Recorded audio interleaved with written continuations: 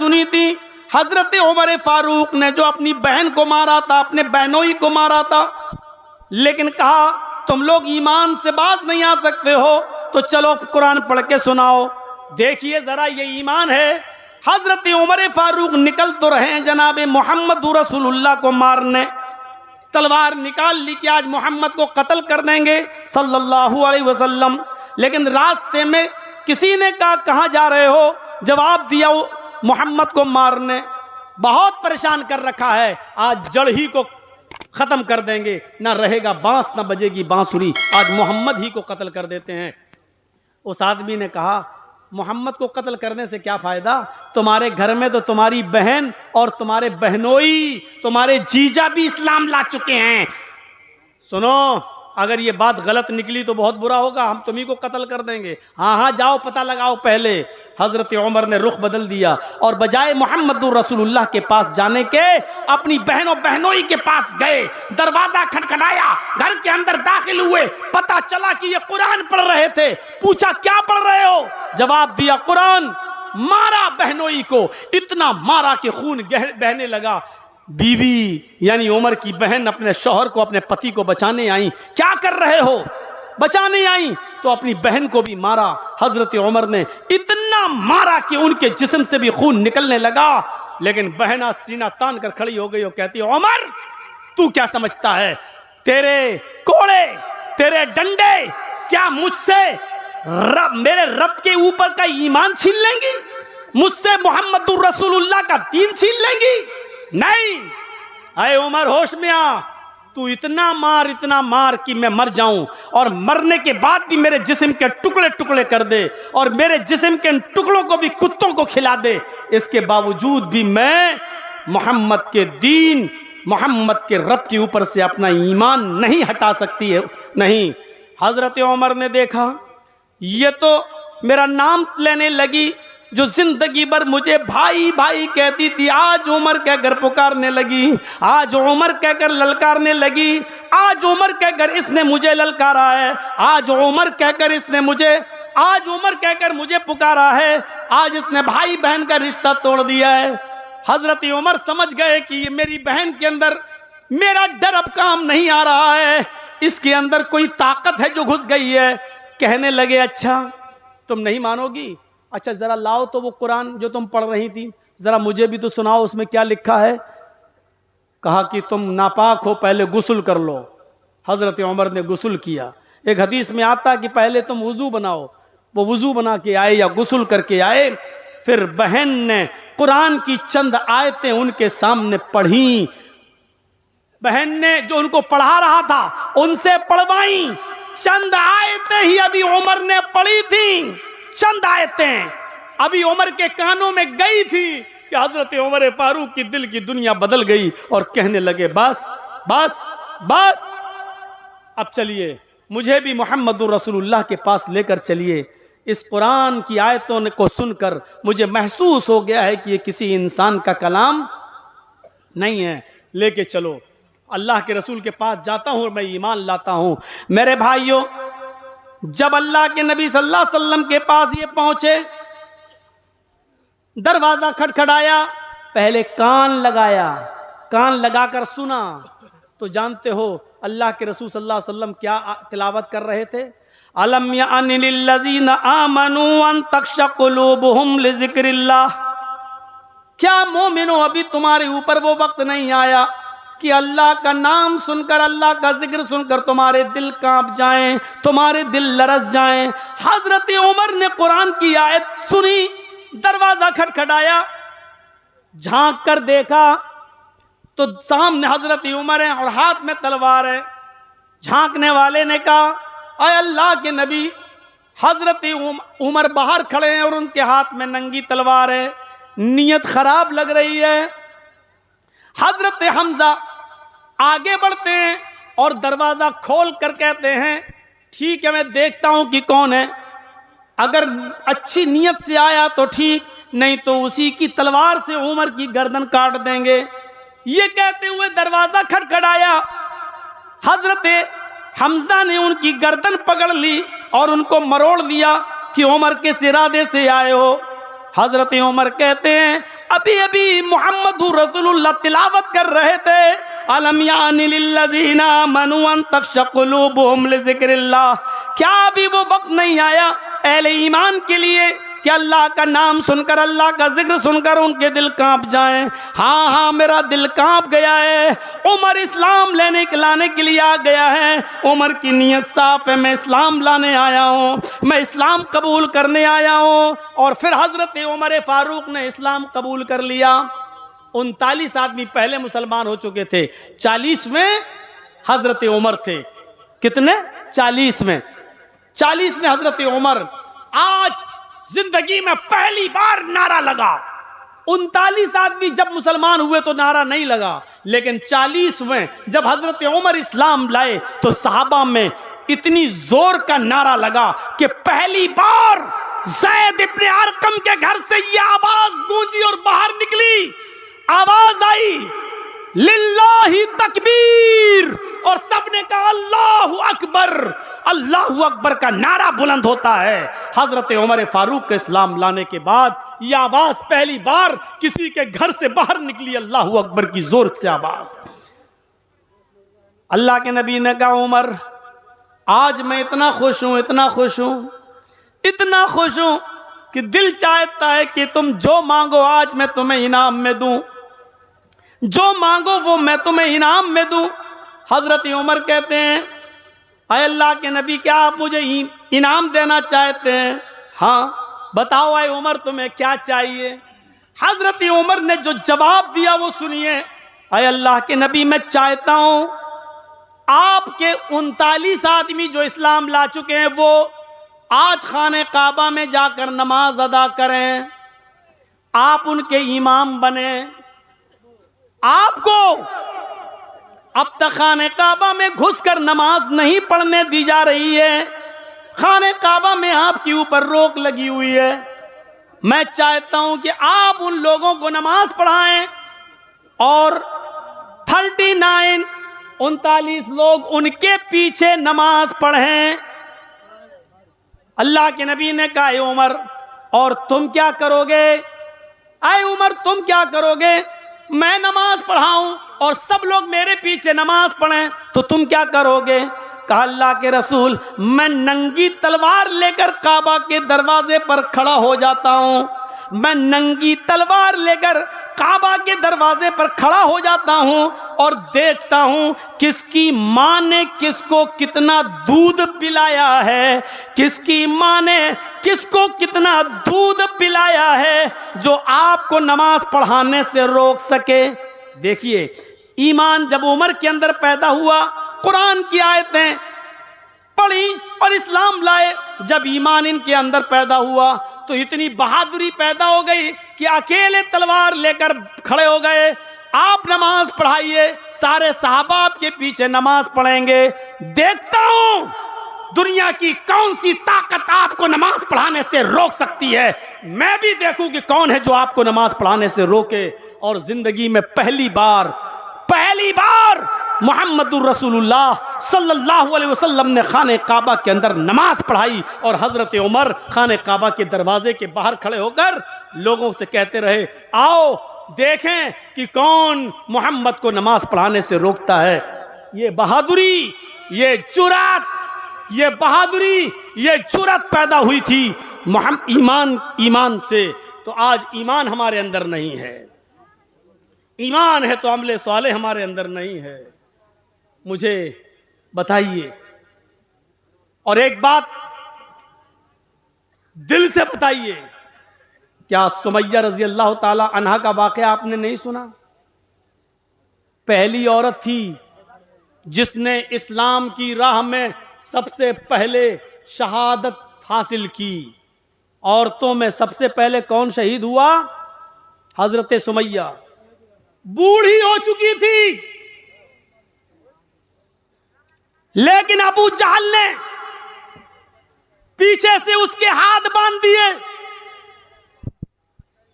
तबकात पड़ी है इब्ने साद की।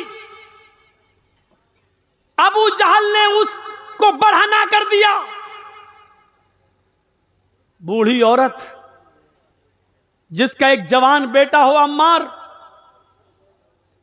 जिसका शौहर यासिर और एक बूढ़ी औरत को अकेले खड़ा कर दिया जाए और उसको नंगा कर दिया जाए, और अबू जहल और उसका पूरा लश्कर सामने खड़ा है और कह रहा है कि देख सुमैया, सिर्फ मोहम्मद के रब को छोड़ दे, मैं तुझे इनाम से नवाज दूंगा। लेकिन ईमान की ताकत देखिए सुमैया के अंदर, क्या कहती है, अबू जहल बेकार कोशिश कर रहा है तू मुझसे ईमान छुड़ाने की, फेल हो जाएगा, नाकाम हो जाएगा, क्योंकि तू मुझसे इस्लाम या ईमान को दूर नहीं कर सकता है। अबू जहल ने नेजा उठाया और सुनो कलेजा हो तो खंजर उठाया, और वो खंजर पूरा का पूरा हजरत सुमैया की शर्मगाह में दाखिल कर दिया। वो खंजर पूरा का पूरा सुमैया की शर्मगाह में दाखिल कर दिया, इस तरफ से निकाला और उस तरफ पार कर दिया।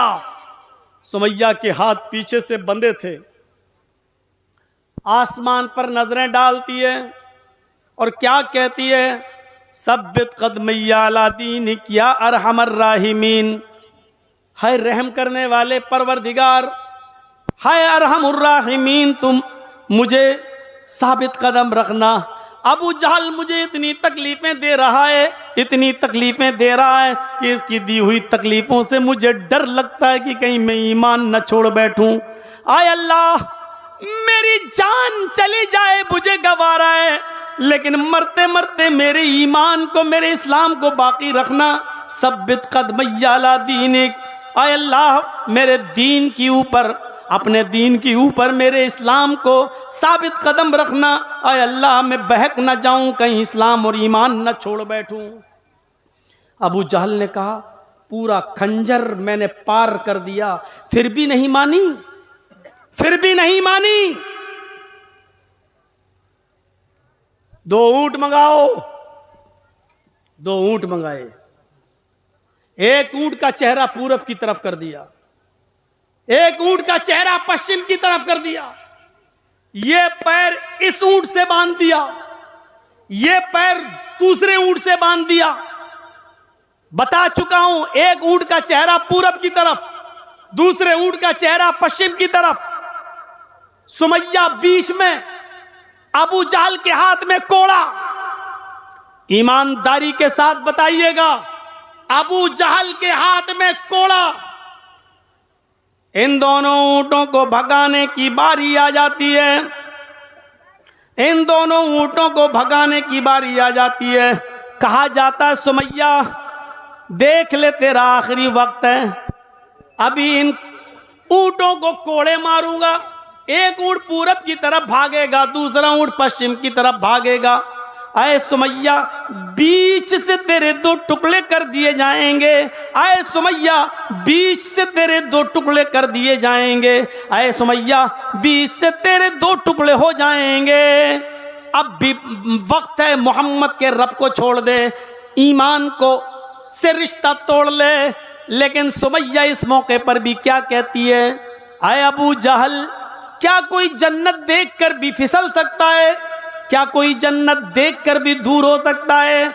मैं जन्नत अपनी आंखों से देख रही हूँ, मुझे जन्नत की दूध की नहरें दिखाई दे रही हैं, मुझे जन्नत के अंदर मुझे शहद की नहरें दिखाई दे रही हैं, मुझे जन्नत के अंदर फरिश्ते आवाज दे रहे हैं, अरे सुमैया मेरे पास आ जा। क्या कोई जन्नत देखकर भी दूर हो सकता है? अरे अबू जहल, जल्दी इन ऊंटों को भगा, जितनी देर तू इन ऊंटों को भगाने में लगा रहा है, आए अबू जहल, जितनी देर तू इन ऊंटों को भगाने में लगा रहा है, उतनी ही देर मुझे जन्नत में जाने में लग रही है। और अबू जहल ने उन ऊंटों को कोड़े मार दिए। एक ऊंट पूरब की तरफ भागा, दूसरा ऊंट पश्चिम की तरफ भागा, और सुमैया के बीच से 2 टुकड़े कर दिए गए, उसको चीर दिया गया, पूरा जिस्म उसका चिर गया, चेहरा उसका बच जाता है, और यहां से उसके जिस्म के 2 टुकड़े हो जाते हैं। मेरे भाइयों, ये पूरा वाकया बयान करने का मकसद सिर्फ इतना है, ये बताना चाहता हूँ कि जब ईमान की ताकत किसी के अंदर पैदा हो जाती है तो फिर उसको बदला नहीं जाता है। वो अपनी जान देना गवारा कर लेता है लेकिन झुकना गवारा नहीं करता है। सुमैया ने अपनी जान दे दी लेकिन अबू जहल के सामने झुकना गवारा न किया। ये हमें और आपको सोचना पड़ेगा। अकेली है, तने तनहा है, लेकिन किसी से डरती नहीं है।